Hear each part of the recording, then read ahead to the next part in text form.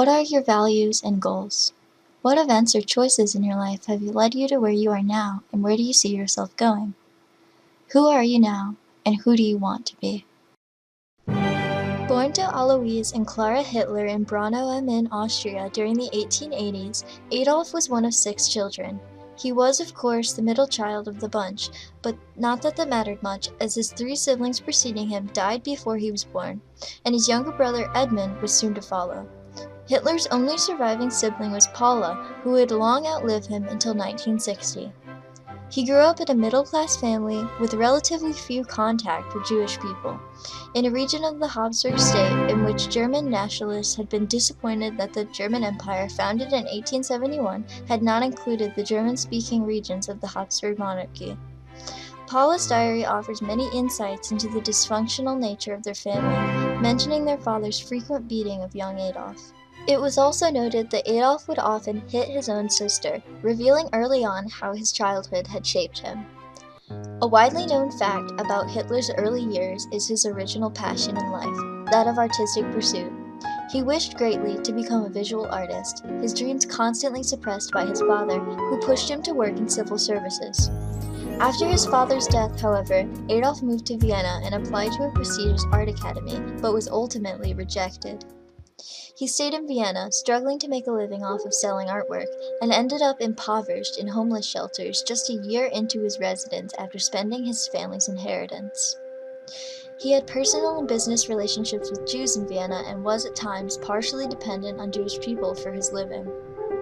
The mayor of Vienna during Hitler's stay was Karl Lueger, who promoted an anti-Semitism that was more practical and organizational than ideological.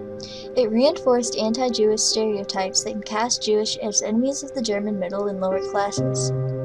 After evading his military service obligation to Habsburg, Austria, Hitler was sought for arrest. In order to avoid conviction, he fled to Munich, Germany.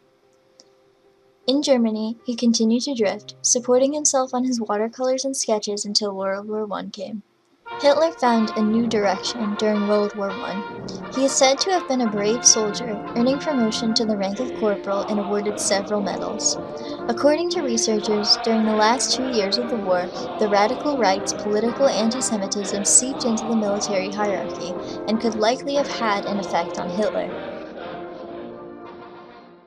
The end of the war was a personally emotional disaster for 28-year-old Hitler, having the potential to tear him away from the only community in which he had ever felt at home and return him to a civilian life in which he had neither direction nor career prospects. Hitler joined the small German Workers' Party in Munich in September 1919. A year later, he was put in charge of the party's propaganda and left the army to devote himself to improving his position. He soon changed their name to the Nazi Party. Soon, Hitler wanted more power. Leaders of the party disagreed with his ambitions, but ultimately could do nothing to stop him as he was valuable as a propagandist. In July 1921, he became their leader with almost unlimited powers. Hitler and General Ludendorff attempted to overthrow the Bavarian government with an armed uprising. The event became known as the Beer Hall Putsch. Hitler and 2,000 Nazis marched through Munich to the beer hall to take over a meeting chaired by 3 of the most important individuals in Bavarian politics. The following day, the Nazis marched in the streets. The police opened fire. Hitler escapes but is captured, tried for treason, and serves 9 months in Landsberg prison. It was during his imprisonment that he began dictating his thoughts to Rudolf Hess, which emerged in the book Mein Kampf.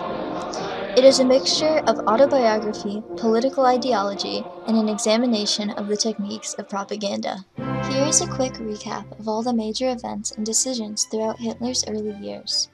We all know, for the most part, what comes next in his life, and how he eventually finds himself cornered with only one option. It is interesting to recognize all the moments in his life and how they stacked up and determined his next move. I consider his first actions as the leader of the Nazi Party, as well as the writing of Mein Kampf, to be the end of his developmental period. By this point, Adolf had become so set in his ways that any chance for his path to change its course was slim. Reconsider my original questions. What are your values and goals? What events or choices in your life have led you to where you are now, and where do you see yourself going? Most importantly, who are you now, and who do you want to be? So long as you keep an open mind and always believe there is some way you can improve your life or yourself, you are less likely to feel stuck on a single path.